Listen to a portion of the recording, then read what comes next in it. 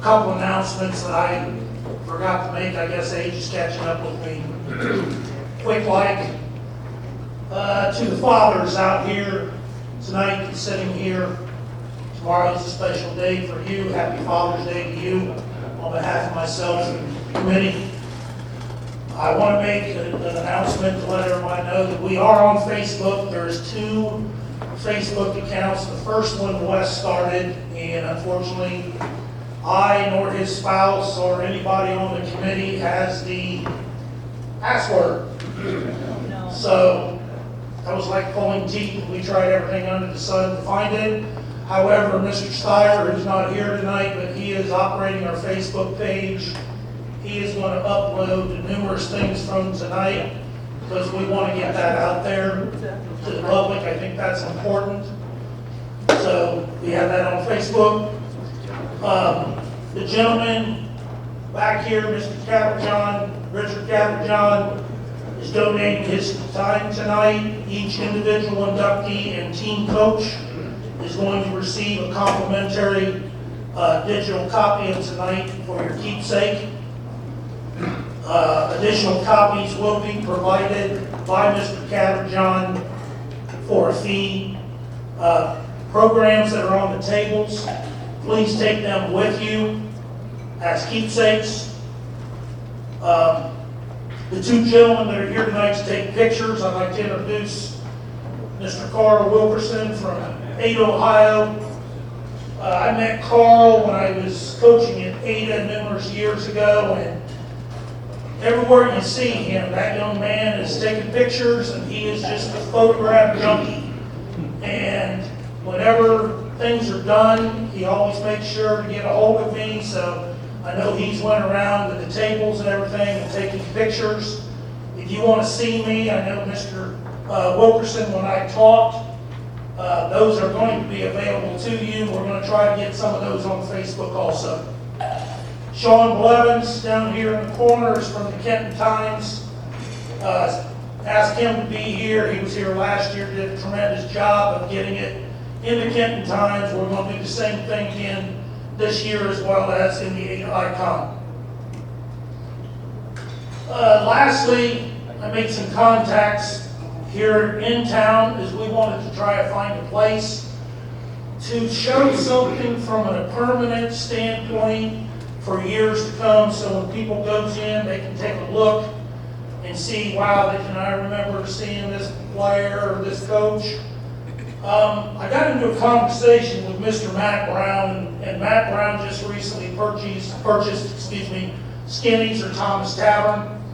It's just a little hangout, but he's went in and he's trying to make it into a sports venue. And I got into a conversation with him, and he graciously donated a wall in the back room. And I've been in communication with Mr. Moore, and I have a private donor in the community that is going to take. You take a look at your front of your program, excluding the date at the bottom, that will say the class of, like in your guys' situation tonight, the class of 2023, all the way back to the beginning of the very first class. We're going to take a plaque, vertical, with an exact picture of each inductee class.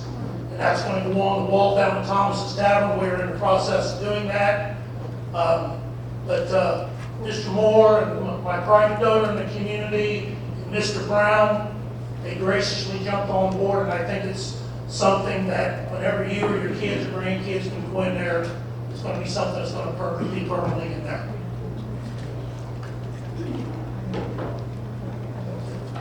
Okay, at this time I'd like to turn it over to our Master of Ceremonies, Mr. Jim Holman.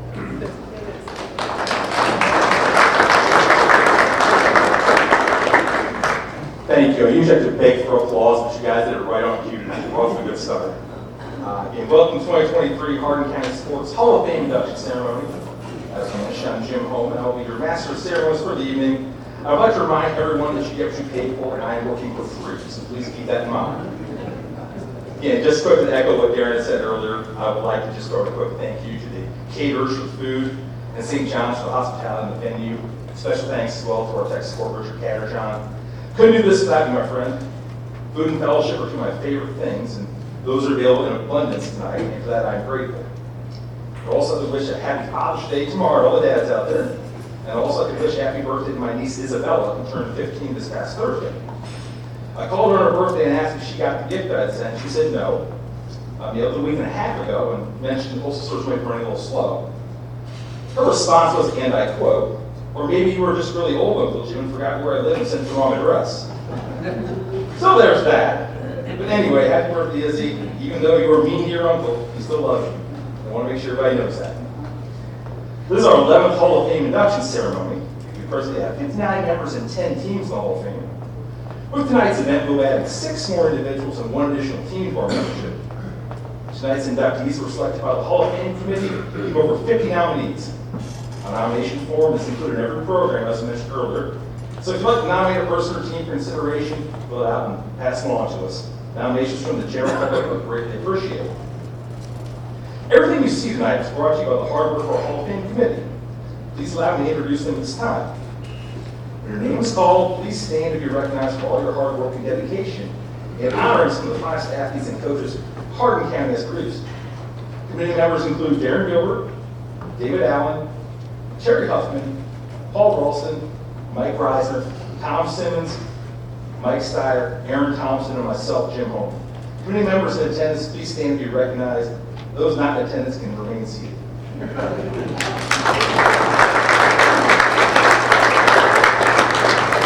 Again, as I mentioned earlier, we're also looking for more local sports historians from each community in the county. So if you're interested in joining us, please see a committee member after the event. Next, I would like to introduce to you 2 of the best and brightest young people we have to offer in the county. The Hardin County Sports Hall of Fame is again awarding scholarships to graduating county athletes, and out of a truly impressive group of applicants, this year's scholarship recipients are Courtney Sumner and Zeb Wilson. So Courtney and Zeb, step right up, tell us a little about yourselves, and we should go with the guests.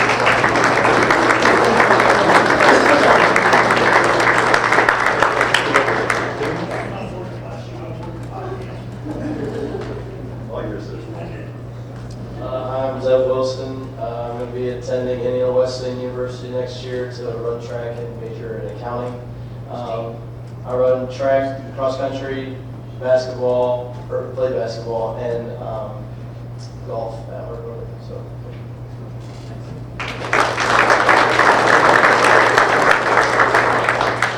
I'm Courtney Summer. I'm from Ada. I will be going to Ohio Northern University to play basketball and major in early childhood. And while at Ada, I played volleyball, ran track, and played basketball. Thank you very much. Again, best of luck to both of you, and you can read more about Courtney and Zeb in your commemorative programs. Got some pictures here. Everyone wants some pictures, Mr. Gilbert? That wasn't meant to be a joke. Keep the link. Big congrats, guys.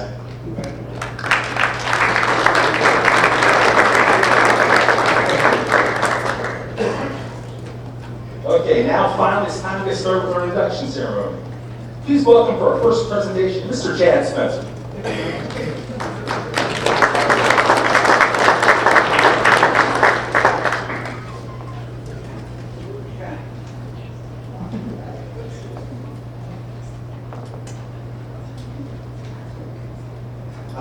Good evening. First of all, I told the guys when I got here today, I said I brought props, so I'm not a prop person. But when Randy asked me to be his presenter for tonight, a few things came to my mind. So I'm going to share those props with you for a minute. But first of all, I'd like to acknowledge the staff here for an incredible meal, a great venue.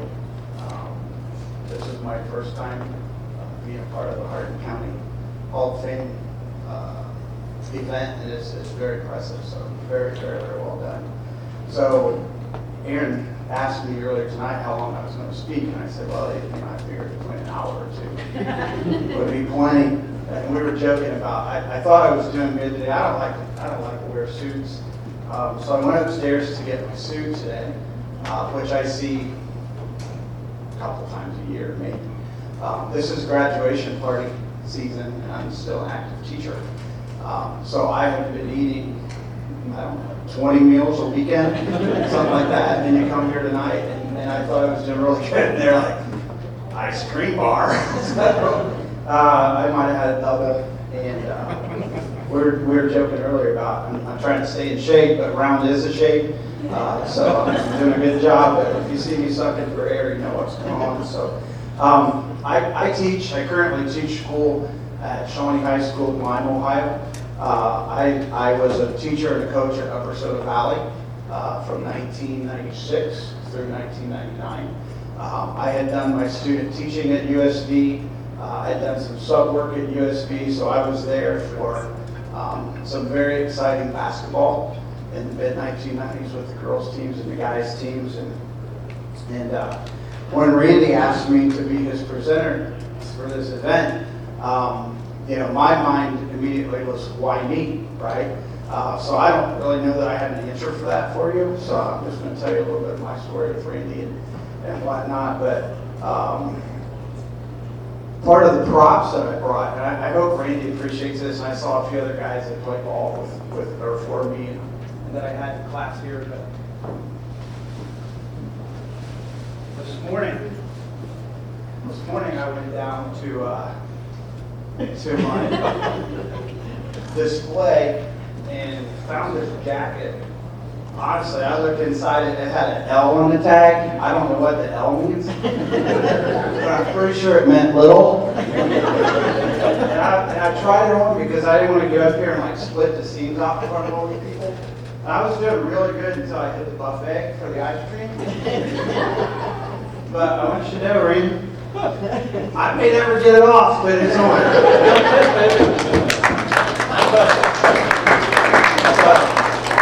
I looked for my USB hat. I'm still looking. So, hey, we're here tonight to honor all of you that are on the program. And I was talking to Coach Fackler earlier, and I was coaching at USV when an incredible baseball team went through Kenton and had such a successful year in 1998. So I'm going to congratulate those guys. But when I got asked to present for Randy, my mind went back to years ago, which doesn't seem quite that long when I got Randy and Mandy and that whole crew was 17 and 18 years old. I had the kids in government class. We had a senior government class, and there's just sometimes that you have an affinity with kids, and kids have an affinity with you, and it just clicks. And those kids were very impressive to me. I was going to say their thirst for knowledge. We'll just leave it at, I was very impressed with those kids. I'm reading through the program tonight. It says Randy was a very accomplished student athlete. Those are three complex words. Accomplished, student, and athlete. Most of that's true about Randy. I'll let you pick out which words you think were true or not, but I have to remember that this is honoring Randy and it's not a roast. So we're in good shape. But in Randy Evans, I saw a fun personality. I saw a guy that was focused on excellence. He was very respected by his peers. He was very respected by the school staff. I did see a lot of leadership qualities in Randy. But on a more personal side, I saw a compassionate young man who, and I know that there's a lot of people who are just able to know him a lot better than I do. But I saw a compassionate young man who was loyal, probably a little hard-headed. I don't know, family, would that be accurate? Maybe a little bit hard-headed. I'll give you an example of his hard-headedness. So, I take over as a baseball coach in 1996 at USV, and, everybody's talking about, we got some athletes, right? And we're starting to put our team together. You guys know how it is, you as a coach. You want all your kids that can play to play, right? And I heard about this Evans kid that was a pretty good baseball player. I'm thinking, man, if I show up in this jacket, how's he going to say no, right? And he said, no, I don't want to play. I'm like, what the heck? I heard you're the best outfielder in the school. You got a good throwing arm. And I took it really personal. Well, not really personal. We're still friends, right? But I just want you to know how successful I was at recruiting Randy Evans from our own student body. This showed up a few years later. Now, if you read about Randy, you know, he went on to Heidelberg, you know, I guess he made a few baskets, right, that kind of stuff. He gets done at Heidelberg. You probably didn't know I kept this, Randy. But there's a poster of a very young Randy Evans celebrating, and Randy, you probably made the poster. It says, "Congrats, Randy, on 1,000 points his college career," right? He had this printed and signed it to me. And here's what it says, Coach. I just want you to know that's how good of a recruiter I was. Coach, to the best coach that I never had the opportunity to play for. Randy Evans.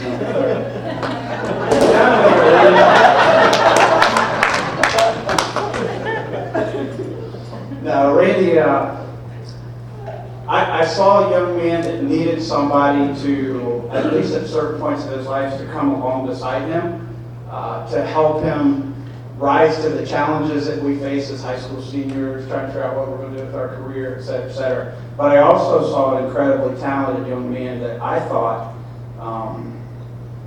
could rise to the challenge at the next level. And I don't mean that just basketball-wise, but academically, pursuing a degree, et cetera, et cetera. And our paths kind of crossed in that moment. And, you know, Randy goes to Heidelberg, and he rose to that challenge. Got his degree, had a very successful athletic career. You can read all about it in your program. I'm not going to insult your intelligence by spewing all these things out. But you know what he got, he earned. And that has made him, in my opinion, a success in life. It's made him a success in his career. It's made him a success in his marriage. Those are all marks of a good man. And I think in Randy Evans, we got a good man. And, you know, I still teach.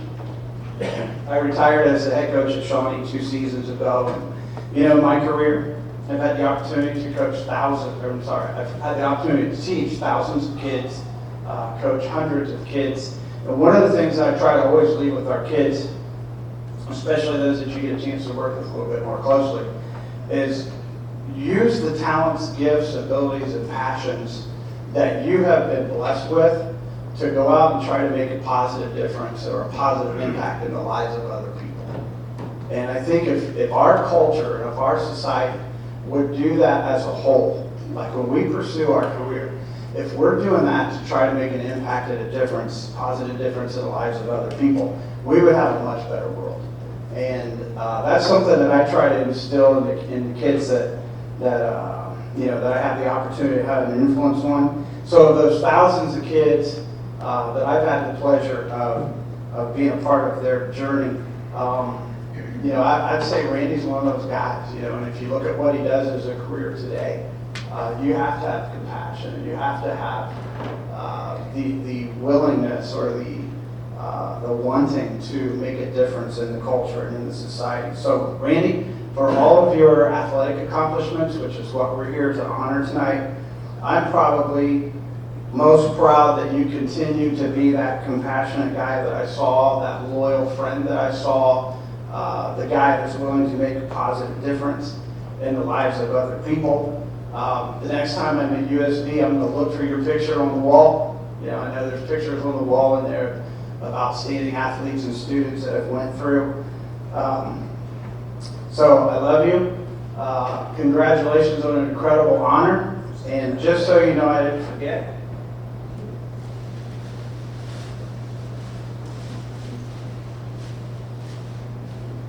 After Randy graduated from Heidelberg, he was presented with a basketball that said number 30, Randy Evans, Heidelberg, 97-01, career points 1,153. And the day Randy gave me that poster, Randy said, "Coach, I want you to have this ball." And he said, because without you and your influence, your impact, your intervention, I wouldn't have done this. And Randy, I haven't always kept the ball inflated because it deflates, kind of like old men. We deflate over time, right?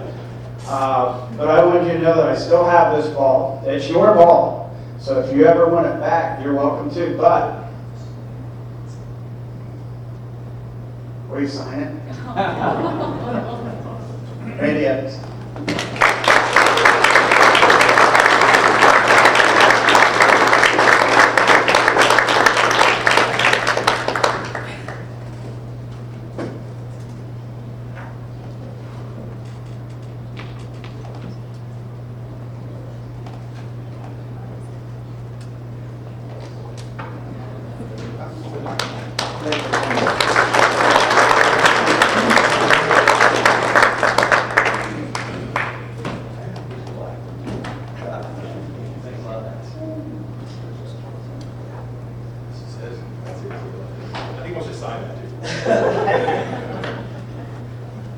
jacket.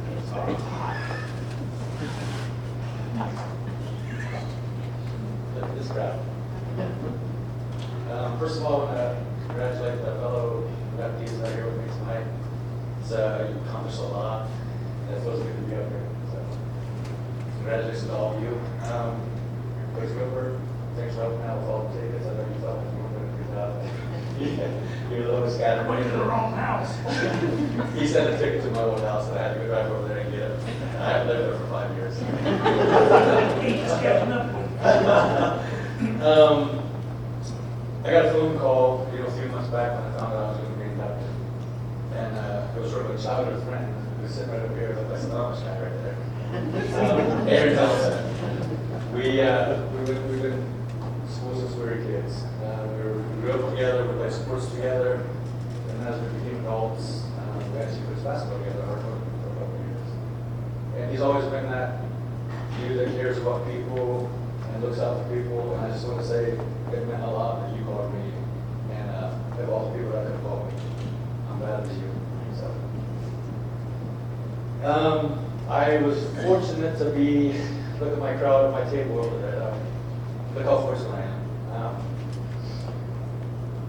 Excuse me for a minute. Very, very proud to be up here. I have a lot of coaches and good people in my corner. One of them is to my right, Coach Reisner.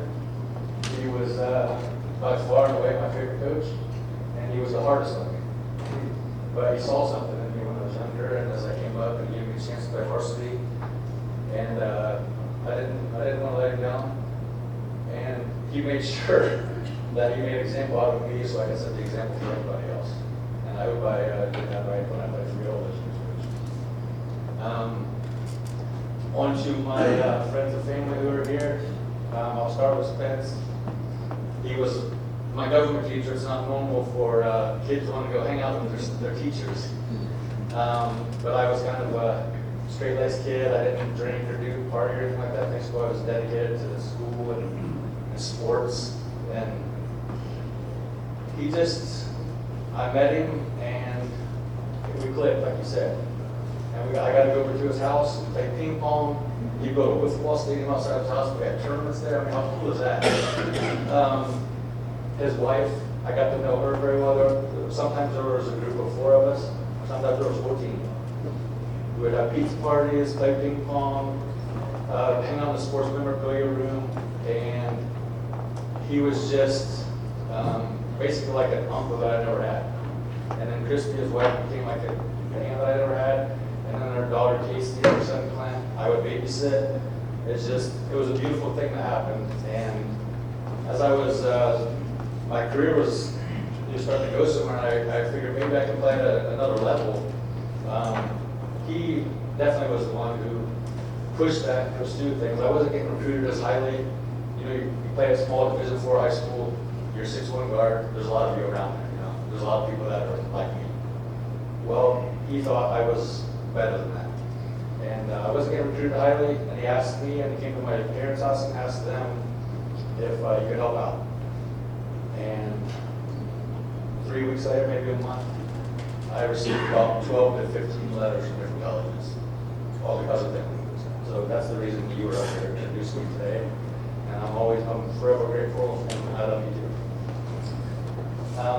I'd like to go around the table and say some stuff about everybody. My twin sister is right beside him with her husband, Dean. She was my first ever teammate. I felt bad for her because growing up, obviously we were twins. My older brother and sister were 10 and 11 years older than us, so it was just the 2 of us. And she had to play every sport and then the man because of me. And she never complained. She might have scoffed at me a few times, but she always had my back. And like I said, you were my first teammate and you're my favorite teammate. My buddy AJ is here. I've known him for almost 30 years. We've been through everything together. You call that kid up. If I needed a kidney, he'd give it to me tomorrow. And you have people like that in your corner. There's a reason I've been friends for 30 years. And this guy knows, he's like Spence, he knows everybody. And I forget what birthday it was. I think it was like my 27th, 28th birthday. He actually brought Jamar Butler and Greg Oden to my house to celebrate my birthday with him. I think we were going against my friends. So it was a pretty cool birthday. And my friends went and staged video. It was a little bit obnoxious, but it was awesome. But you're like a little brother to me. I really appreciate that you're here, and it means a lot to me.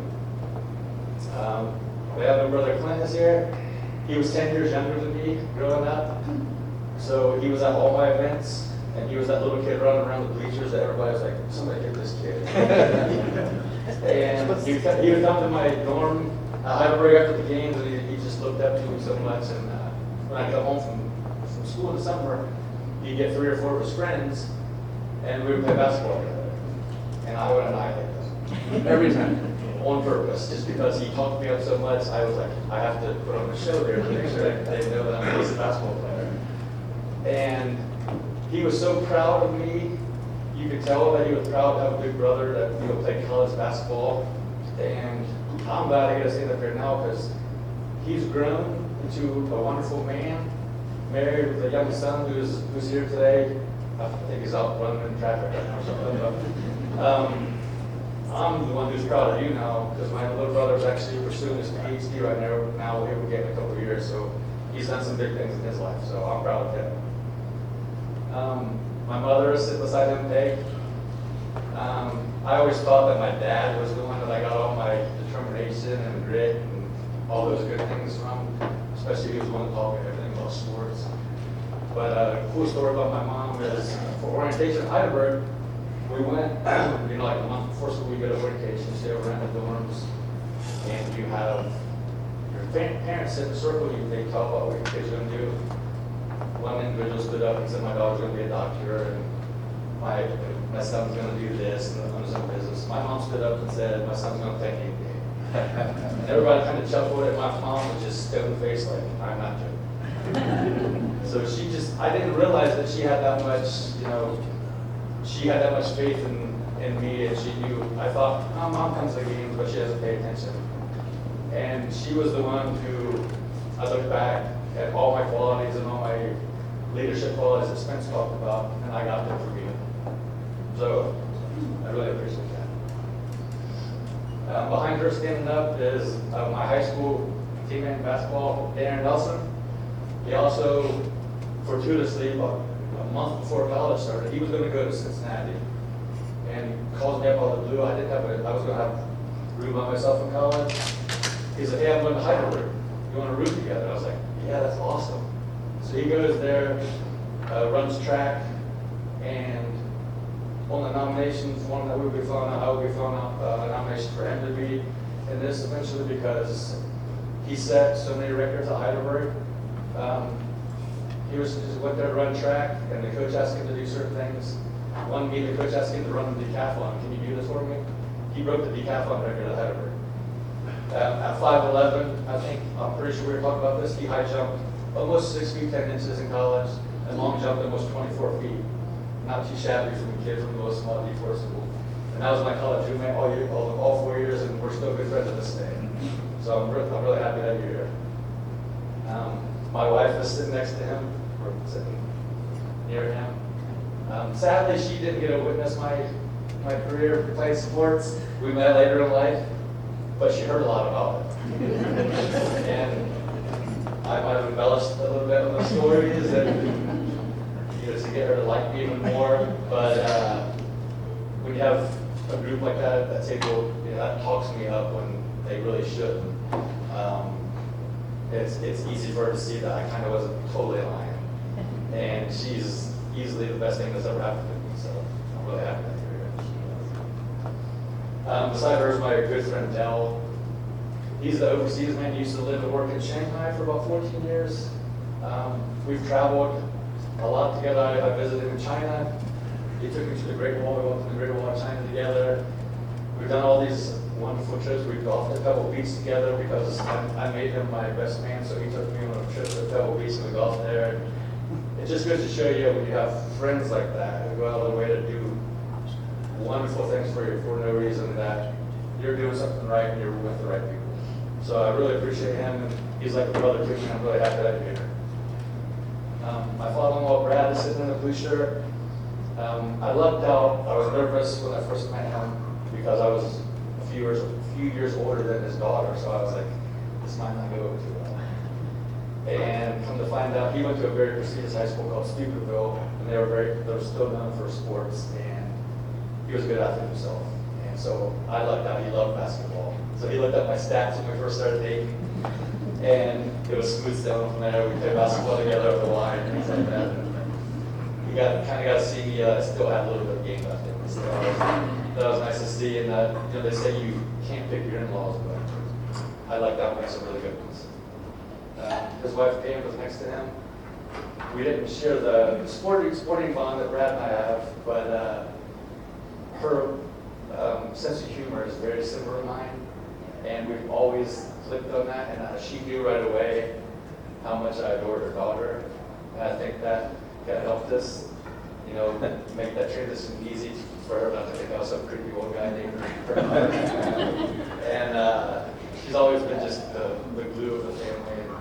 And she's really sweet and easy to get along with him. I'm very, very fortunate to call her my mother-in-law Roger here. Next is one of my favorite people on the planet, my nephew Seth. My older brother passed away about 15 years ago, and that is his son.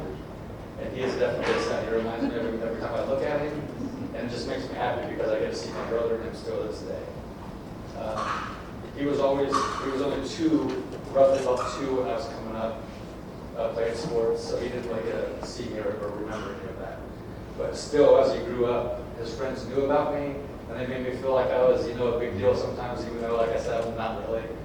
And now he's a big deal. He's the head football coach at Perry High School, assistant athletic director, wonderful husband, has two sweet young boys. So you become a great young man, and I know your dad will be proud of you because I'm proud of him. Next is my cousin Jeremy, who's basically my brother. He was my biggest fan in high school, and he was a couple years younger than I was. He went to Indian Lake, but he was at every one of my games. No matter where it was, he came with my older brother and his wife Wendy to every game. He talked me up to all the Indian Lake kids every time we went over there. They knew who I was, and I had no clue who they were. And like I said, he always made me feel like I wasn't an NBA player, even though I was just this little D4 kid that could shoot some threes. Lastly is my older sister Rena. She's always been she's also like Spence. She knows everything.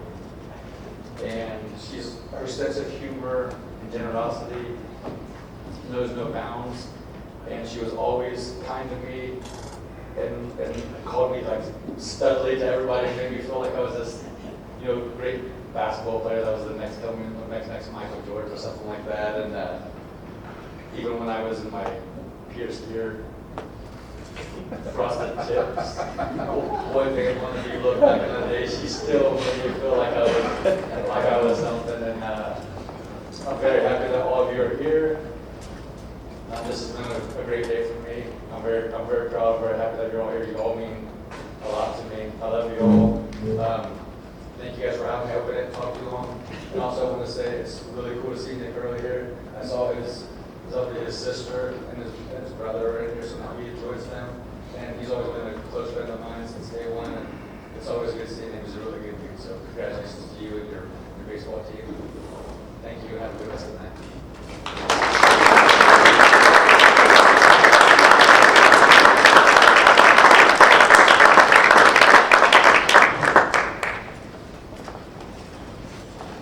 For our next presentation, please welcome Mrs. Teresa Ash.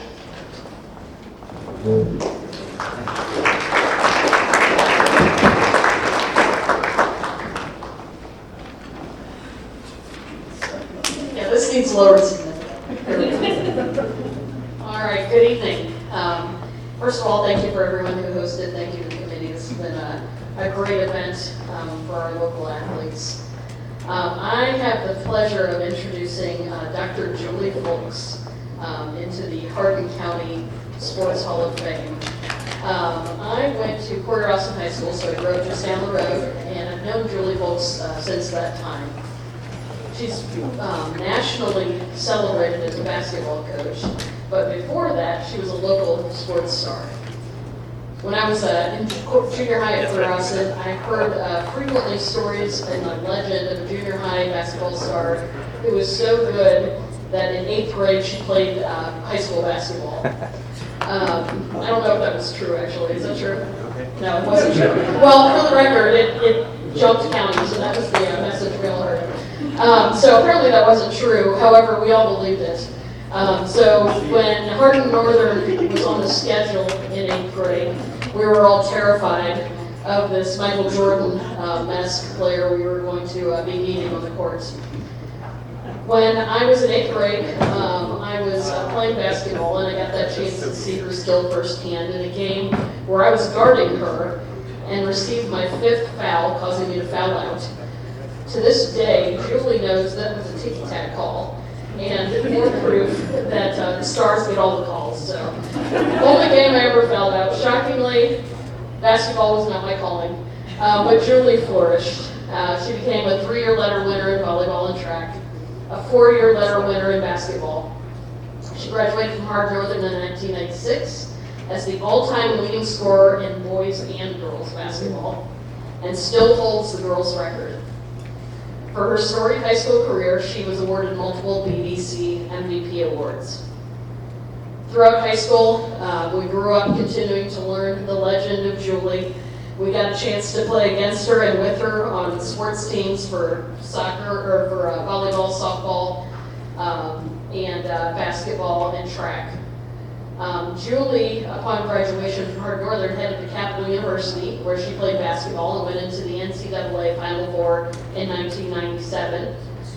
She then went on to become a graduate assistant at Defiance College, where she served as an assistant coach in both basketball and softball, winning the Heartland Collegiate Athletic Conference softball title in 2004. After completion of graduate studies, she made the cross-country trip to Portland, Oregon, and became the women's basketball head coach at Lewis and Clark College. She took a team that had a pretty abysmal record. Her first year, I think, did they win 1 game before you were coach there? Not one, two, sorry, they won 2 games. But she took them from a team that only won two games that season to 3 conference titles and 3 NCAA tournament appearances. While Julie's basketball career was already impressive, she became a superstar when she moved to Transylvania University in Lexington, Kentucky. She's been there for 5 years, and Julie's teams in that time have attained 3 undefeated conference seasons, 5 NCAA tournament appearances. The 2022-2023 Transylvania Pioneers women's basketball team continued to excel, culminating in an undefeated season and an NCAA national championship, which is the first in the school's history. That's a pretty impressive feat for Lexington, Kentucky, the home of basketball. This so impressed those in Lexington that John Calipari, coach of the men's UK basketball team, even commented on the historic run of the Pioneers led by Coach Julie Folks, once again demonstrating that game recognizes game. As a college head coach, Julie has amassed 336 wins in her 18-year career. So of course, Julie's being inducted into the Hardin County Sports Hall of Fame for athletic accomplishments, but more importantly, she's a Hall of Famer for her actions off the court. Julie invests time in her student athletes. She helps them grow personally and professionally. I had the chance to go to the national championship game in Dallas this year.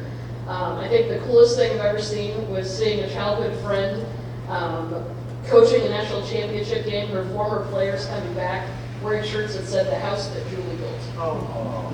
So that is a testament to the type of leader that Julie is. She helps these athletes grow professionally and personally. She's helped dozens of young women develop into community leaders who excel off the court, always recognizing that a good coach impacts players for years to come. Holly Shiley, who's the athletic director at Transylvania University, said it best when she said that Julie genuinely cares about other people, helping them succeed. In 2022, Julie earned a PhD in Leadership Studies from the University of Cumberland. I have no doubt that Coach Folks will continue to make Hardin County proud by holding herself and her players to the highest standards athletically, academically, and professionally. It's my honor to introduce the 2023 inductee into the Hardin County Sports Hall of Fame, my friend, Dr. Julie Folks.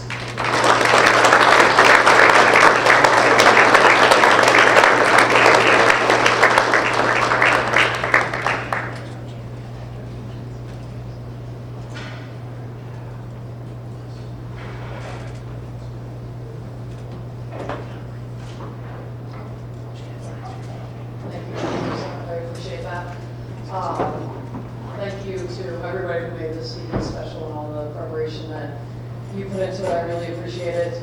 Normally when I do these type of things, I'm talking about our team and the 18 to 22-year-olds and all the amazing things they did, and the administration that helped us have another super successful season. But there's generally one group that I never get a really good chance to talk about. And this gives me what I've always wanted, is a chance to talk about, now I'm going to cry, the most important people in my life. I have the best parents that anybody can have. And if you walk in my office, behind us, we have our 3 pillars for our team that says, show up, work hard, and adapt. And the coolest thing about, and the best lesson that I got from my parents, is the importance of showing up. They haven't missed one thing that I've done in my entire life. And I have some great memories, but I have 2 favorite memories.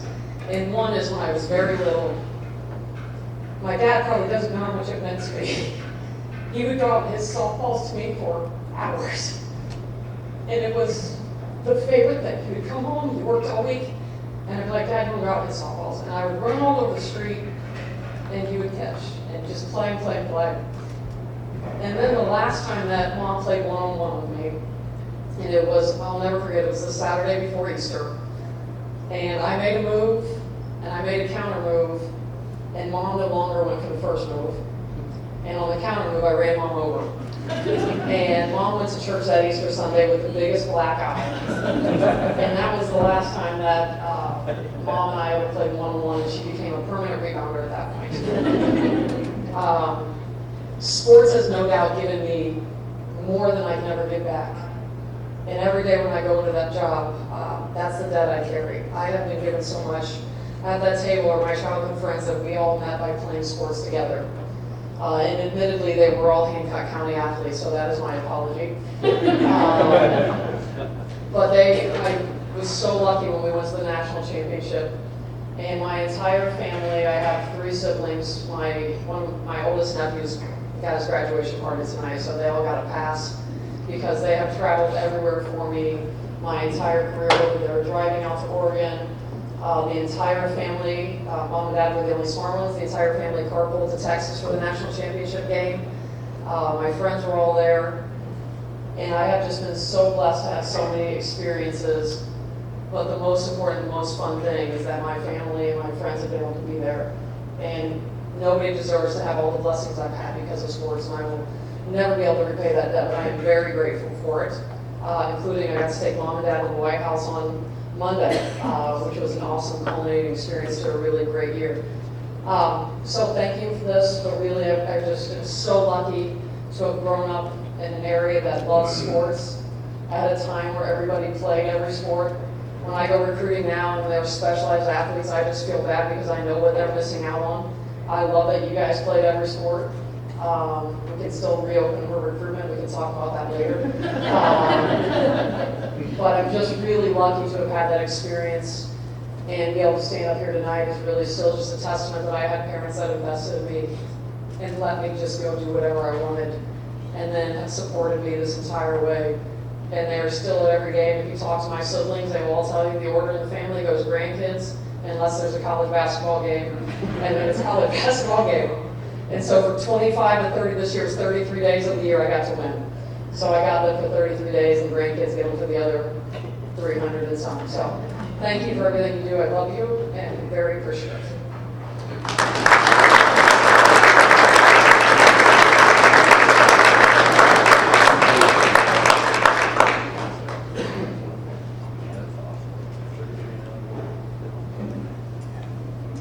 Move this back up. I think we've got the Teresa level now. It's the right level. Oh, thank you. I appreciate that. Thank you. Yes. Next, please welcome Lecter Lynn Jones-Webb and Cindy Murray. I'll let you guys figure out the mics.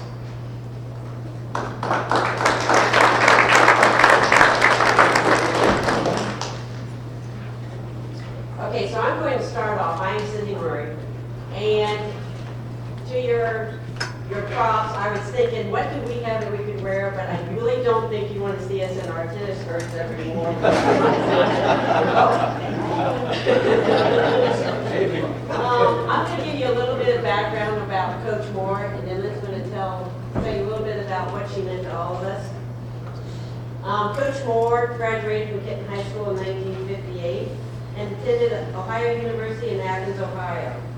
In September of 1962, she came back and started her career with the Kenton City School District as a physical education instructor.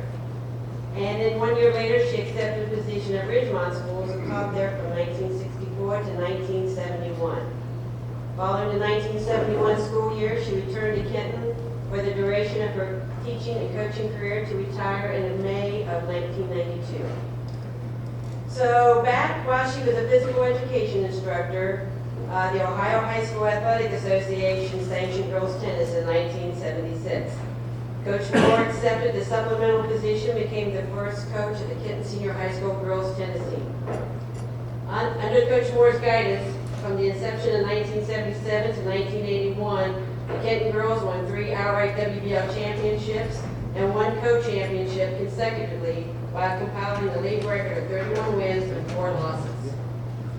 Coach Moore maintained her position as a head girls coach until 1992, while also coaching the boys tennis team for 3 years, which Sean can attest to. Was not her favorite. She liked the girls. She compiled an overall record of 141 wins to 100 losses and a WBL mark of 76 wins to 57 losses during her stint as the girls tennis head coach.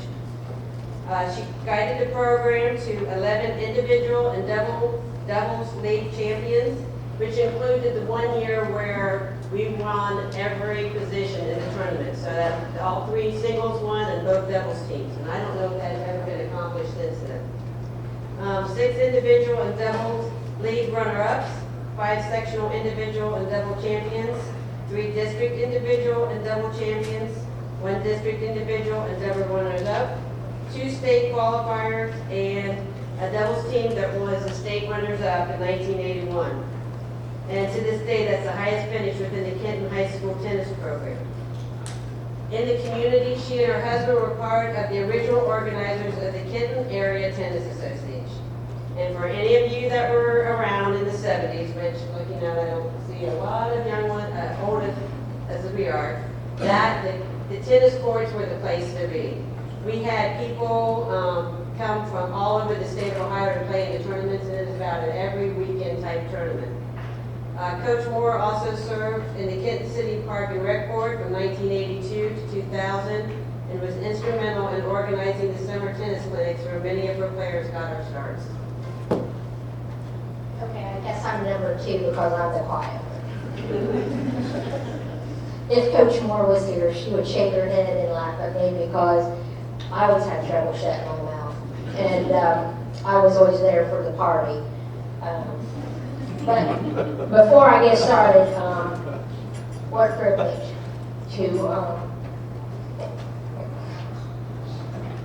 to speak on behalf of Coach Moore.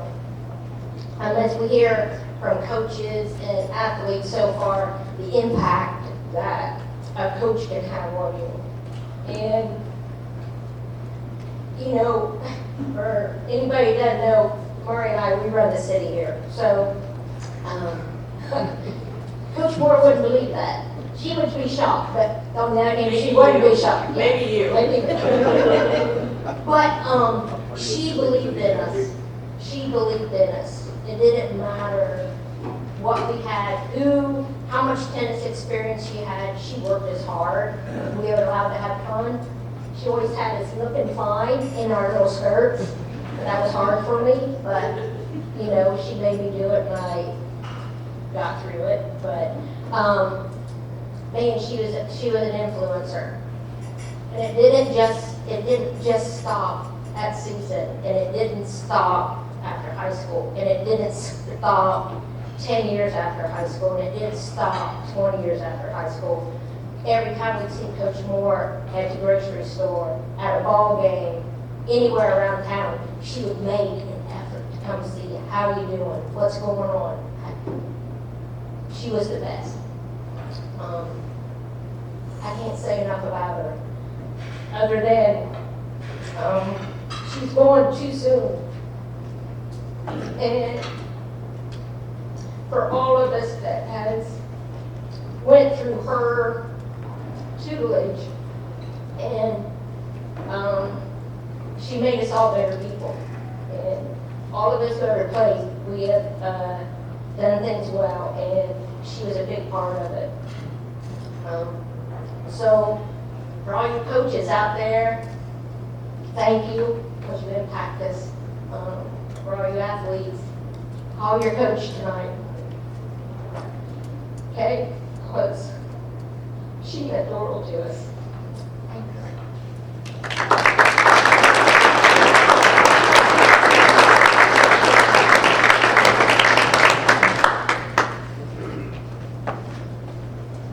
This is Sean Moore, Sharon Moore's son, and in his attendance tonight with him is his two daughters and his father, Jim.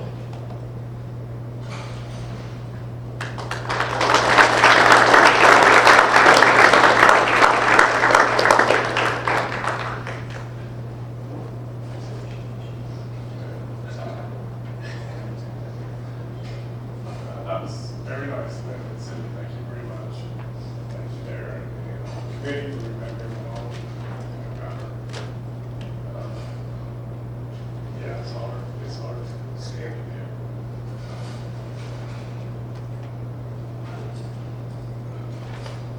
I'm just glad. You girls remember, you ladies remember my mom, she was very dedicated to sports, and she really took a lot of pride.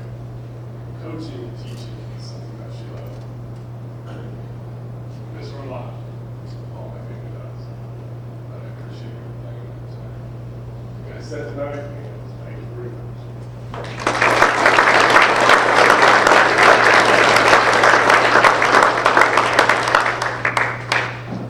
For our next presentation, please welcome Mr. Rich Hardin.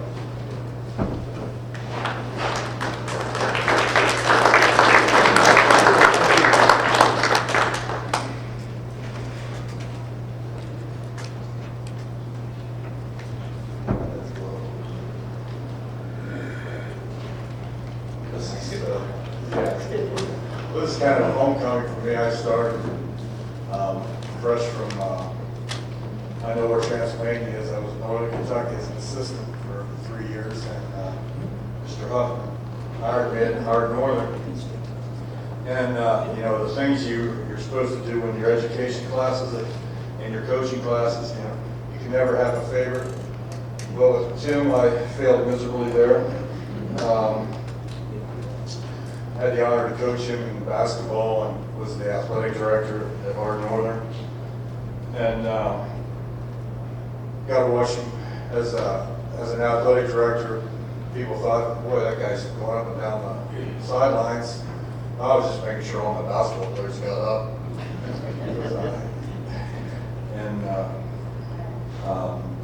But he was the BBC Player of the Year in '86 and first team in '87 in football. Also a tremendous track athlete. State qualifier in '86, '87, and '88. Finished 7th in the 4x400 and 6th in the 300 hurdles. And back to the 300 hurdles, being the AD, you had to move the hurdles. Well, kind of missed one. I left the high hurdle up in Tim's lane. And he needed some kind of challenge. He was winning all the time, so I thought, no, I really didn't. But I'm running, and I hear the gun go off because I'm trying to run to get the thing down. Didn't quite make it. I was never very fast. And I just looked at his face as he got there. He still won, so it was all good. And then, of course, he played basketball. He averaged 28, 29 points his junior and senior year. He was BBC Player of the Year in '88. Scored 43 times. And he scored 51 in the sectional final, which Darren broadcast when we beat Bridgebron. And He's the third all-time leading scorer in Hardin Northern District. And I know I played him all the time. He had a broken hand, but it was almost ready to go because he only had a soft cast on. And we were scrimmaging Kenton, and about the fourth or fifth quarter, I had enough because he'd sit there and talk to me the whole time. I couldn't hardly coach because he was standing. If I moved, he moved, and just talked to me all the time. So I said, just go in. Well, he's right-handed, and he's got a cast on his right hand. Well, he still scored 15 points in a quarter, and he was mad because he only made 7 out of 10 free throws. But it was better than him barking in my ear the whole time. So that's why he never came out, because I knew what he was going to do if he was going to sit beside me. But what a tremendous athlete and a tremendous young man. And I know Lori and the boys are very proud of him. And he also, excelled in college, scored over 900 points in just 3 seasons in Finley, and also excelled as a coach at Liberty Benton, football coach. With 6 titles, 6 league titles, 2 regional titles, 3 Final Fours, and a state runner-up. And the state runner-up wasn't quite fair. I talked to them at halftime, and they were playing, was it Ursuline? They were playing Ursuline, and they had hung around, played a pretty good half. And that was Division 6. And he goes, what do we got to do, Coach? And I said, Tim, they played Massillon the first game and won. And you're playing Division 6. I said, I don't know what you're going to do, but unless you get some of the Browns to come in at halftime, you're going to be in trouble. But tremendous person, tremendous friend, and it's definitely an honor for me to be here to introduce him into the Hardin County Hall. Thanks.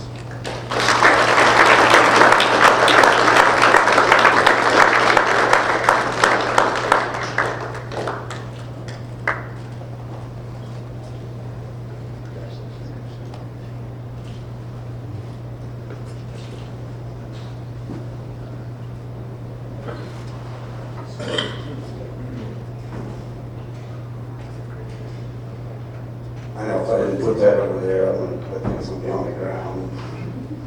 And I'll have to answer to the kids that I fumbled some again. So, first I want to thank, Ashley, Terry Huffman reached out to me to begin with.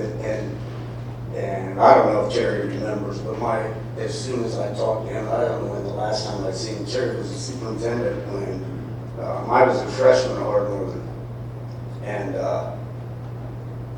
long story short, we ended up in his office and he was explaining to me in 1985 where we talked to people and got our messages across that, I'm a freshman and make sure I understand that I'm a freshman. And gave him a little attitude. I was in the locker room and shouldn't have been, and I never gave him attitude again. I did go and tell Mom and Dad that Mr. Huffman got my face and none of that, but he made an impression on me. And you look back and think, I steered clear for him for 4 years, and then she reached out to me in regards to something like this. So I thought, works in funny ways sometimes, so I appreciate that. Gosh, getting to see Mr. Fish. As soon as I saw Mr. Fisher, he did the stats and the track and everything. And I don't know if he remembers this, but I remember weird things, and I can't remember what I did an hour ago. But we got into a little debate one time where he told me that 2 basketballs go through the rim at the same time. Well, as a junior or sophomore, I thought I knew every answer. And so right in the middle of whatever class it was, I don't know if it was chemistry, physics, do you remember this?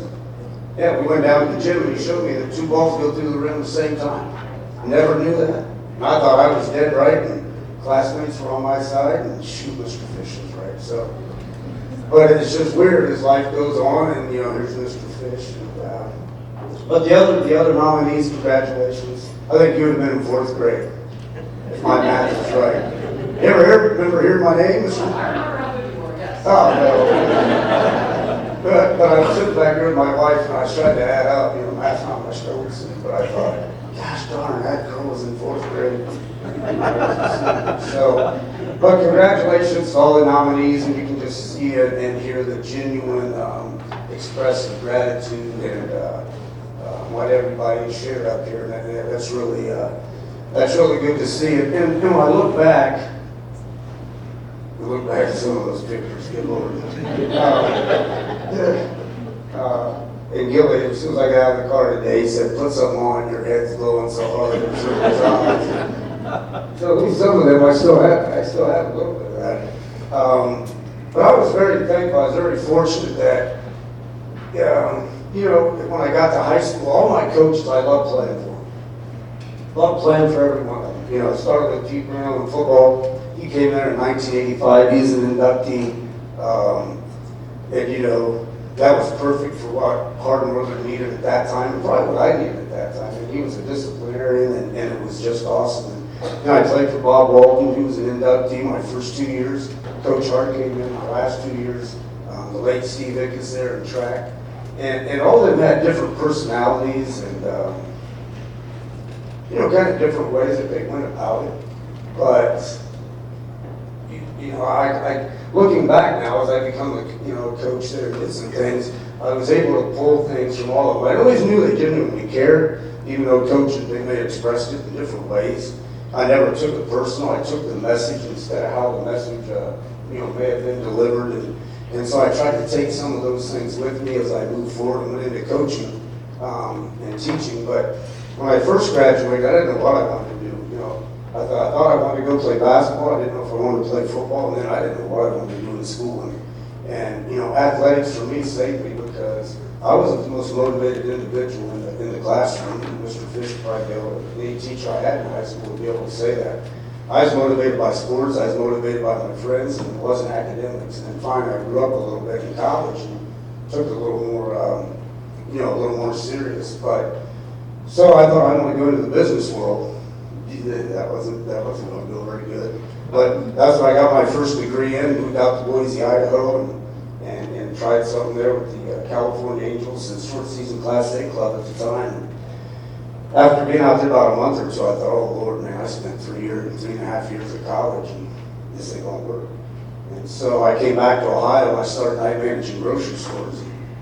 That wasn't gonna work, right? So went from Marysville to Port Clinton, and I'm kind of searching. My parents they had to be wondering, what the heck is he doing? And some reason one day I thought, what do I like? I mean, let's answer this question. And happened to call, he was a diehard fan, Don Collins. He was a psychology professor at the University of Finland.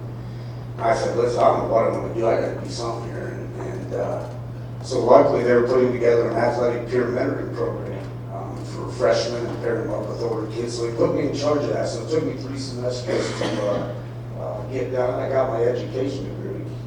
And then looking back, I thought, that was kind of a weird route, but it was the route I had to take. And 29 years later, I've been in teaching.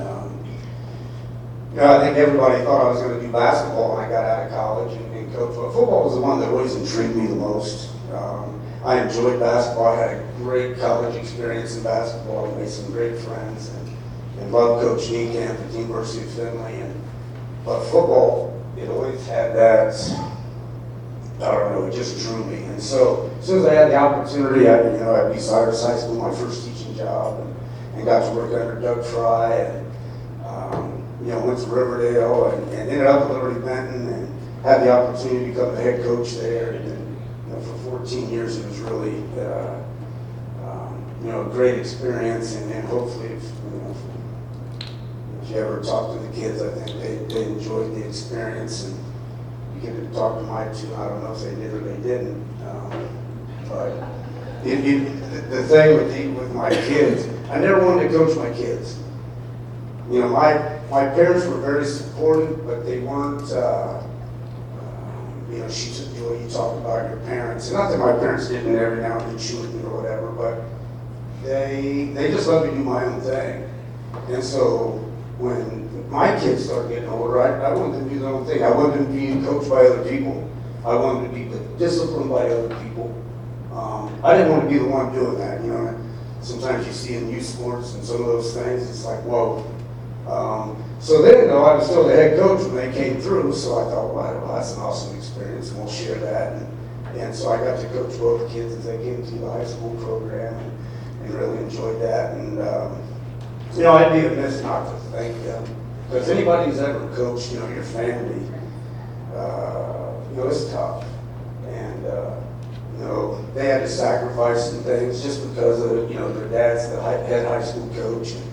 And you know, my wife, she can't complain at all because we started dating when we were juniors in high school. And she knew sports is what kind of made me go. So she had every ample opportunity to get the heck out of the way. And instead, she jumped on board. We've been married now 27 years, but she was a great coach's wife. Couldn't have picked a better one than that. So, but anyway, I'm very, very appreciative of the committee and everybody, and it's quite an honor to now be not just with this class, but with everybody else that's that in the Hardin County Hall of Fame. So, thank everybody, appreciate it, and take care.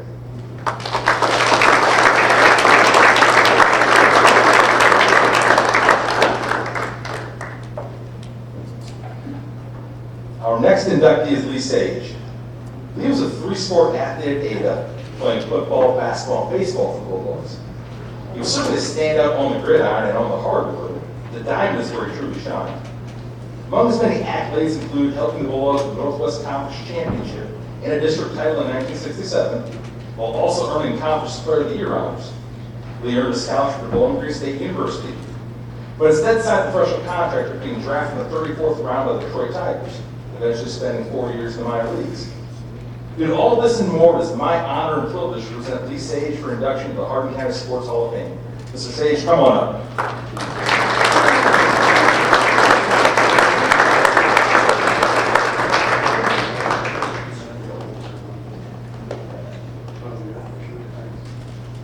Well, thank you very much. I'm both honored and humbled to be here for a couple of reasons. One is that I'm graduating in 1967, and they somehow found me, and thanks to Mike Reisner, who we were never really best friends, but I feel like he's a friend.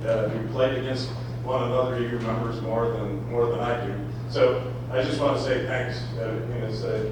It's a great honor to be here, especially listening to these other stories. I appreciate the effort that goes into trying to assemble all of this information and these various characters that have been up here before me. So it's great, and I appreciate it. It's a great memory, and thank you for it. Secondly, I want to say thanks to my wife, Carol, that we celebrated 2 days ago, our 48th wedding anniversary. And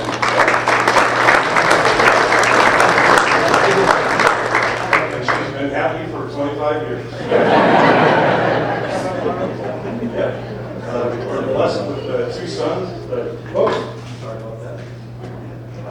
Blessed with two sons, Justin and Jonah, and we also have 3 grandchildren that are 9, 8, and 4. And so I don't feel like I've accomplished a lot after listening to these folks. And at the same time, it is what it is. And sports meant a lot to me. I was 6 years old when I started to dream about playing Major League Baseball. And it was a tough road, those 4 years. A lot of challenge, a lot of loneliness. I went from being part of a team to being an individual, because in the lower minor leagues, teams don't get promoted, individuals do. And so my whole world flipped at the age of 17 of, no man, you're not part of the team, you're just an individual competing against everybody else for a position. And so those lessons were tough to deal with back then, made me stronger, made me, I believe, a more devoted individual in certain areas, a better team player. I spent 35 years in industry, retired from Ernst & Young, and building team was a big deal, and it took a lot of work. We couldn't accomplish it by yourself, and so you depend on others to be able to both understand their role and also to execute on that role. And so whoever you touch, whatever young people you touch, I would just encourage you to think about how can you encourage and motivate without being critical. I always responded better to, we can't do this without you. We need more from you. And criticism didn't do much for me. And my high school coach, Woody Curls, who left Ada and then came to Finland and had a spectacular career in my judgment of coaching baseball. And Woody passed away a year ago, almost to the day. And his son Todd this year, and I thank Todd for attending, and his wife Chris. And Woody became a friend in my later years, and I enjoyed his friendship a great deal, and he certainly guided my path in many ways. And it's just a great honor to be part of this group who have obviously a number of different coaches here. I didn't have the patience to be a coach. I'm sorry. It just wasn't me. But thanks. I appreciate it very much. It's great. And it's a great event. And thanks to everybody that helped put this together.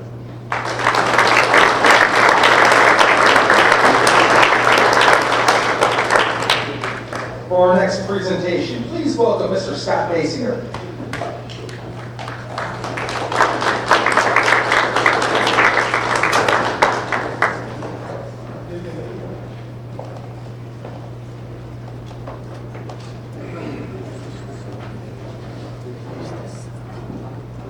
First of all, congratulations to everybody got inducted. That's pretty awesome. Your hard work got recognized. And I'm about to introduce my guy Steve here, who graduated from the last class of the Guthrie High School for the consolidation. So my relationship with Steve is he started off as my coach. A teacher. He taught everything under the sun at schools, including driver's ed, and that was interesting trips with him in those days. So I don't think there's any place in the state of Ohio we could practice driving to, so that was fun. But this guy, Steve, he's been everywhere. He's done about everything. I remember playing ball for him, and I heard about how good he was athletically. And, well, I got a dose of that a few times trying to catch one of his fastball passes behind the back, and I wasn't looking, the old face catch. And later on, he would lead us to some pretty successful junior high basketball teams. If there was ever a Hall of Fame event for junior high coaches, he'd be top of the list. High school, but that's okay too. So over the years, our relationship went from a student-teacher kind of thing to friends. And if there's ever a guy who would sign up for the Lewis and Clark expedition, it would be this guy. Because this guy has been everywhere, has lived everywhere, and for some reason I ran into this guy all the way out into northern Michigan, the upper peninsula of Michigan, living in the mountains of Tennessee.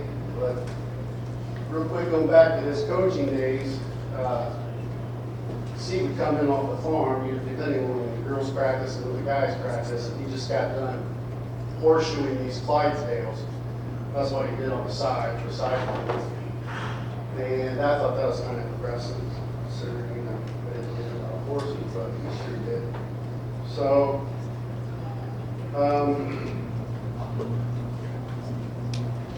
when it comes to Steve getting inducted here today, I think it's very fitting because I've heard about all his accomplishments, but it happened so many years ago, and I don't have the phones or the internet to see him in live action. And, well, it came from his father. His father was a coach. He's in this Hall of Fame as well, Mr. Stickle. And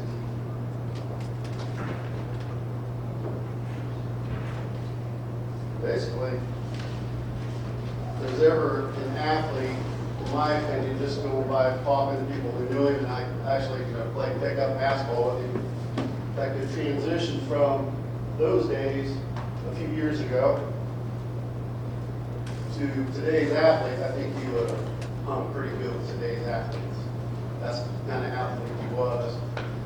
I remember in the gym one time, he dunked the basketball. I thought that was impressive for a 37-year-old guy. So, with that said, I would like to introduce the International Man of Mystery, 2023 Hardin County Sports Hall of Fame inductee, Mr. Steve Sisson.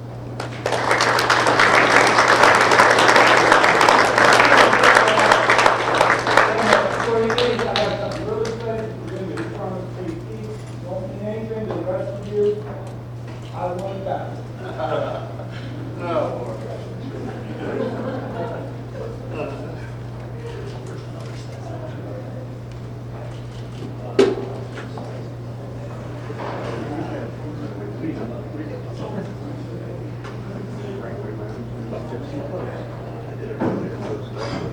All right, there's nobody. There's Mike and there's Terry. Is there anybody else here who knows who I am or knew my dad? You gotta tell me who you are. Nick Curley. Okay, I got that. So it's kind of like, who wants to hear anything I gotta say? And if you didn't know my dad, I'm talking to one person, and kind of Terry. And I get Terry because he was, I didn't think I could be beating anything, you know, the truth. And then Terry did it for senior year. I did write down some notes, but I want to thank Darren, but, that was my dad, 1939 Miami, right the numerals, and that was me, 3 years later. But, okay, you didn't put my horseshoe pictures in? Well, I'm not, no, look, I appreciate it, I do appreciate it. I don't want to hug later. But, You just lost your hug. I what? Your hug, you lost your hug. No, because really had some great pictures. We raised, well, I can't talk about it now. No, here's the thing. Yeah, there was. I'm sorry, Karen. That was. Karen, I'm sorry. Well, that's fair. Now, that's my daughter. These are my wife. Back at the time, my wife and I bought a retired team Budweiser side sales. We had 5 of them. I used to work.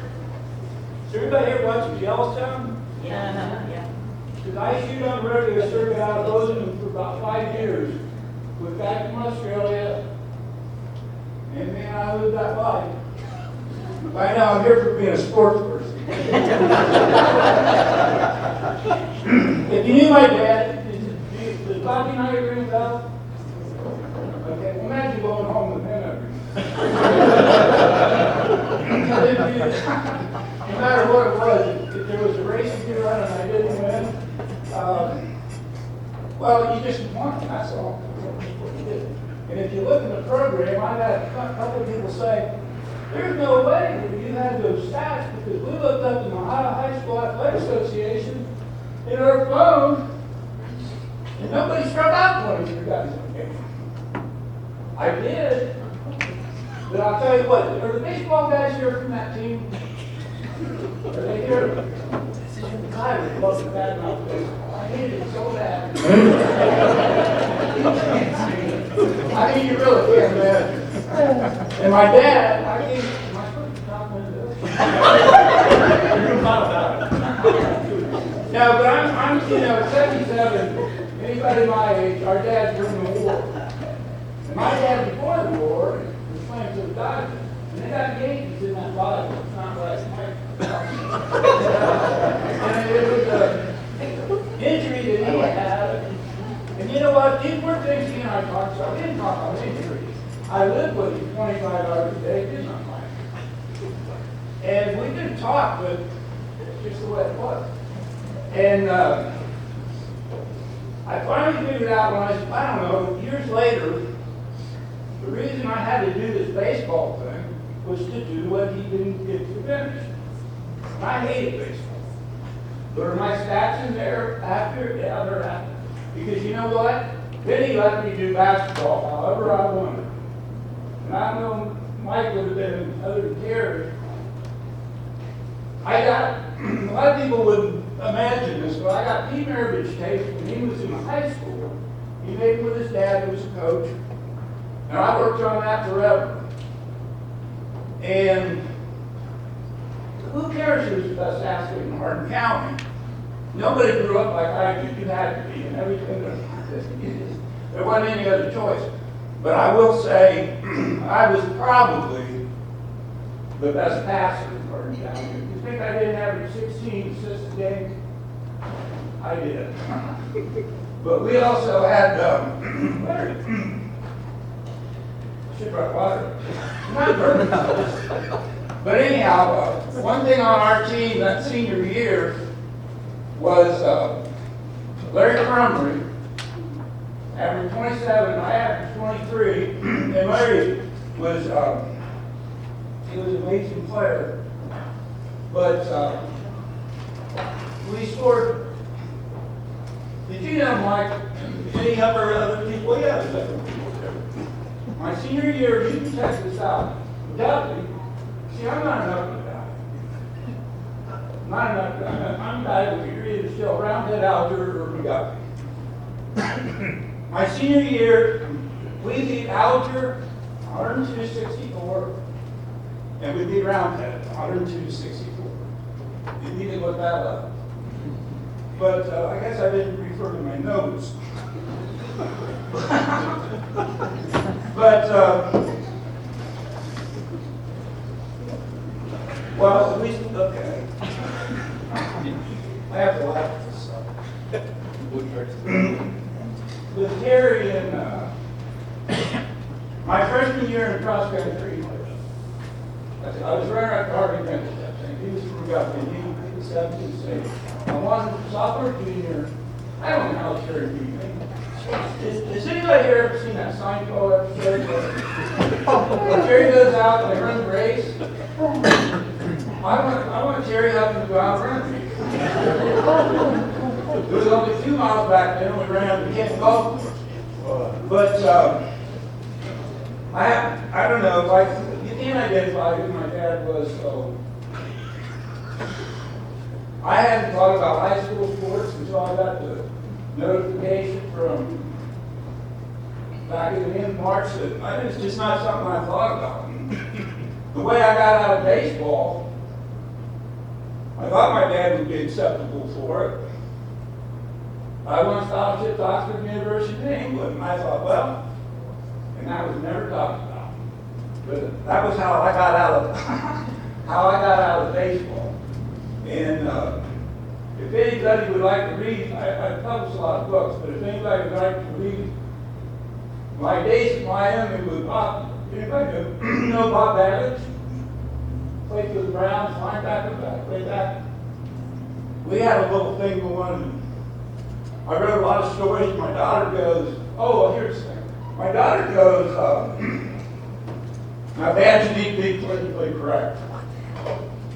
I go, okay, so I thought, what do I do? I thought, well, I'll kill the mullet.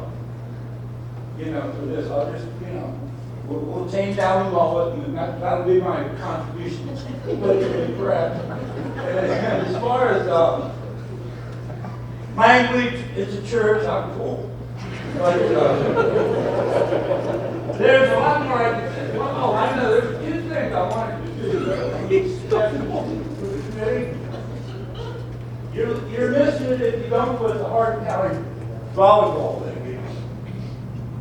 And I know that rings bells to anybody. But the volleyball league that my dad started, that was unbelievable. Wasn't like back in the day. And that really should be one. And I had stories about running when I set records in the 200, and I didn't have somebody put in that I was I probably talk a lot better from my mouth than somewhere. Somebody put in that I was a sprinter. The only things my dad would let me run in track. We didn't have track team, it was really we did. So those letters are cheap. But the only thing he let me do is long jump and run a 200. Because he always expected us to be playing in a baseball game that afternoon. I would have loved to run Jerry for mile. Did you run mile? You don't know how bad that day he beat me in cross country. I even went to my dad and said, hey, you let me run the mile this year. And all for the state. I honestly believe I would have, but I don't know now. But the thing is, no way. If when your dad coaches was there an assistant ever science at W? There was no assistant. You don't go like, well, I'm going to go play for Coach so-and-so. Or you don't go, hey, I'm going to do this in track, but I don't want to do this. Because he controls every single thing that you do. And that's just what it was. That's enough. I had more stories written down too. My mouth wouldn't have got so dry. But I will say that for 77, I'll tell you one, if you're younger than me, just keep working out, because I work out every single day of my life. I go out. I'm not going to talk about that.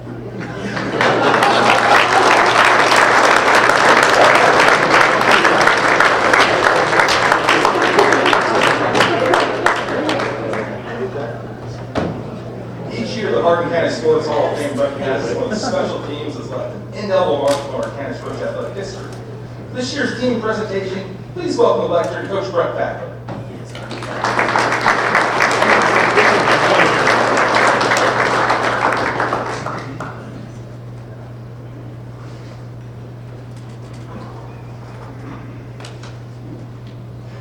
Well, I was just going to talk off the cuff, but after listening to Steve, I think I wrote some things down. All of the, first of all, I know the team, we've got 5 or 6 guys here tonight, so, and, it's not about me, it's about honoring those guys and that team. We would like to thank the committee for putting us in the Hall of Fame. It's a great honor for all of those guys. The others being inducted, I have a lot of contact, kind of relation with them. Sharon Moore, I taught with at Kenton High School. I did the boys phys ed, she did the girls. A great lady. And, Jim was a great guy to her. She always talked a lot about that and about the family. And so congratulations to you guys and the family. Also, Julie Foltz, I remember I was teaching at Kenton at that time, and she was playing. A lot of times you hear, didn't always go to a lot of the girls' basketball games, but I had to go watch her play once, I know, and she was amazing. And it sounds like she's even better coach. And my son that goes to Trine, he says, we beat them. I said, man, that's pretty good because they're national champions. Also, I know that Tim Nichols was a great player and a great person. He is also a great football coach, and continued luck with coming back to Hardin Northern this year and helping out and make that program a great football program. Lee, the 1968 Detroit Tigers. Yes, sir. You probably were around a lot of those guys. Yes, sir. And one of the best teams, I was only 8 years old, but I ran home from school to watch the Detroit Tigers win the 1968 World Series. And I'm sure Lee got to see a lot of those guys. And Randy, of course, your brother, Norm, and the family, the Evans family. We've had a great time with the Evans family, especially like I say, Norm and Seth, so great contact there.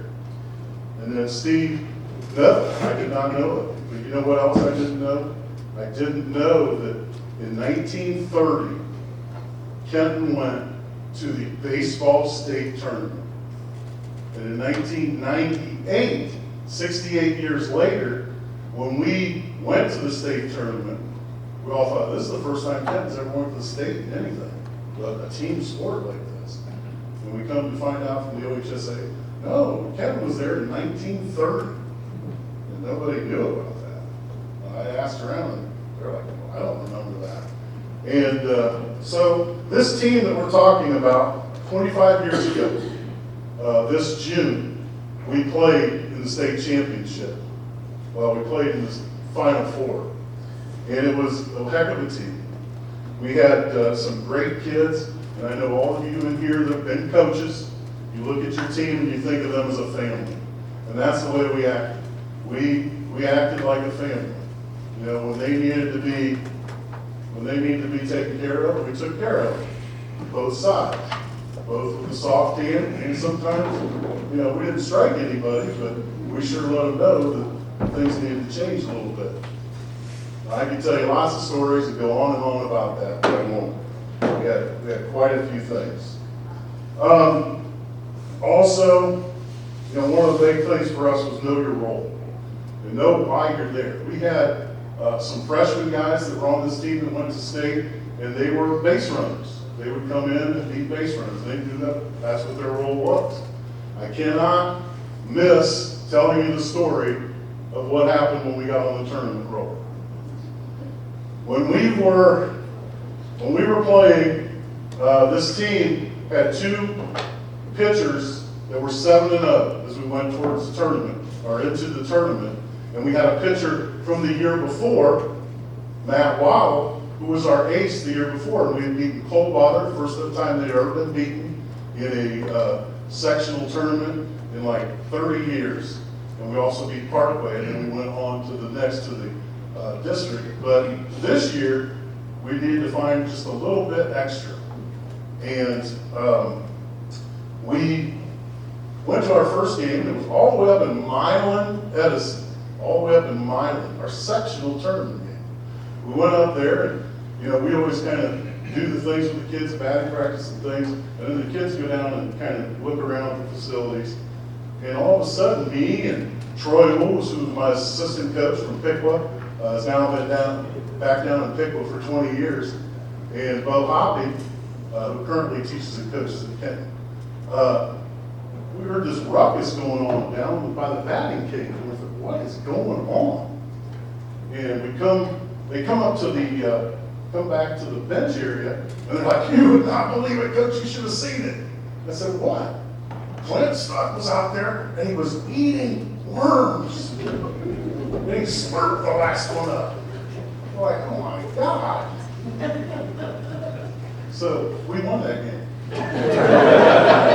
So guess what? Clint Stuck, who was a freshman, had to eat worms every tournament game. When we went to the state, he went to the bait shop and brought worms along when we went all the way to Canton, to Thurman Munson Stadium. Because they weren't sure that they'd have worms out there. So he had to bring them. But yeah, it was a great season. Jim Holman was our newspaper guy, and he rode with us on the bus a lot of places. In fact, to some regional games, to some state games, he was one of our biggest fans. And the kids loved his laugh. They loved telling jokes. WWF or WWE, whatever it was, we told constant stories about that stuff. It was a great time. The kids were unbelievable, and we had a great team that, you know, anytime you got 3 or 4 guys going on to college to play baseball, it better be a pretty good team. You know, last year, Derek Kinnear was put into the Hardin County Hall of Fame. He was Ohio State's starter at Ohio State at catcher, and their team captain the last 2 years, he was at Ohio State. Matt Dudek, of course, played at Hillsdale, both baseball and football. We have a lot of others that went on and played college as well. Two of these players have been head coaches at Kenton High School for baseball. Matt Waddle, who is now currently the head football coach at River Valley, was our #1 pitcher the year before this. He turned and became our full-time shortstop for the most part, our #3 pitcher. And he is now the head coach at River Valley. He was 2 years after I left, he became the head coach. The first stint I did in baseball, he became the head coach again. And then following him, I came back in and coached for a few years again. And I don't remember, 2014, I think Coach Matt Dudak turned the program even around even more. They did have a lot of great success. As I said, in the program, you'll see we only lost one non-league game, and that was in the state semifinals. We had lost 4. We won 4 games in our league and lost 5. And the reason why I tell you that is we saved our top 3 pitchers for the tournament. So we weren't going to pitch them. So we pitched our younger guys. And the league teams were able to capitalize on that. But that's kind of an accolade for them. Also, I personally am thankful to have settled in such a great county. I'm a Lima senior guy. I coached at Bath. I came to Kenton to coach football. Then I also picked up baseball. And I can't think of a better county in the state of Ohio to be in and to raise my family. And, just the hard work that all of you know about Hardin County and what we do and how we go above and beyond everything. And I know this team is very thankful to be in the Hall of Fame. I had a lot of other things written down, but what I would like to do is kind of just say the names of the players. And there are a few of them here, and I'd like them to just come up and stand real quickly. First of all, seniors we had were Eric Harple. He was a second baseman and a pitcher. Drew Swable was a first baseman and DH. Mike Carson was our third baseman all season. Mike, come on up. Matt Waddle was our shortstop and also a pitcher for us. Brian Feaster was also a senior. And those were our 5 seniors, and he played right field. Matt Dudak was a junior. He was a pitcher and a center fielder. Derek Kinnear was our catcher, did a little bit of pitching. Scott Mulligan was our left fielder. Nick Hurley was our DH and our first baseman. Jason Jones was our second baseman and our center fielder. These guys I just mentioned, those guys were everyday players. We were kind of like, you're playing every day. And we just switched some positions around. When Matt would be pitching, then Eric Harper was in second, and Coach Jones was in center field. And when Harper was pitching, then Coach Dudak was in center and Jones was in second. And that's basically the way they did. Other guys on that team included Derek Howell, Mike Brown, Clint Jolliffe, Brad Wilkerson, Chad Boffman, Clint Stuck, and manager Craig Conlon. And Clint, I talked about, he couldn't be here, but he always gets a kick out. I know, Clint Stuck eats worms. It was really a good story. And I tell you, these guys made life so fun for 3 or 4 years. That just great people. And I think, that's what you want as a coach. Just to be able to work and know that you touch someone.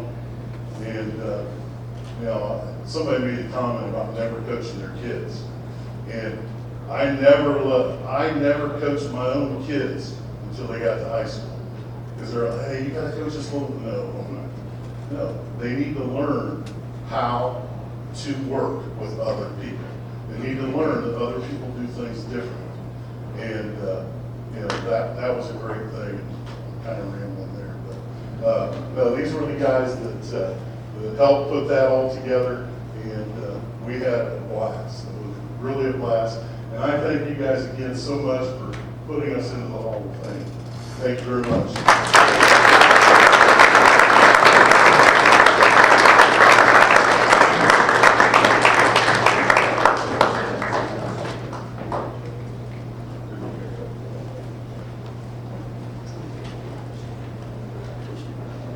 This concludes our 11th Hall of Fame induction ceremony. We would like this year's inductees, as well as the Kenton baseball team, to hang around up front for some pictures. We hope to see everyone again next year as we recognize another class of worthy individuals as we continue to honor our proud legacy of athletic excellence in Hardin County.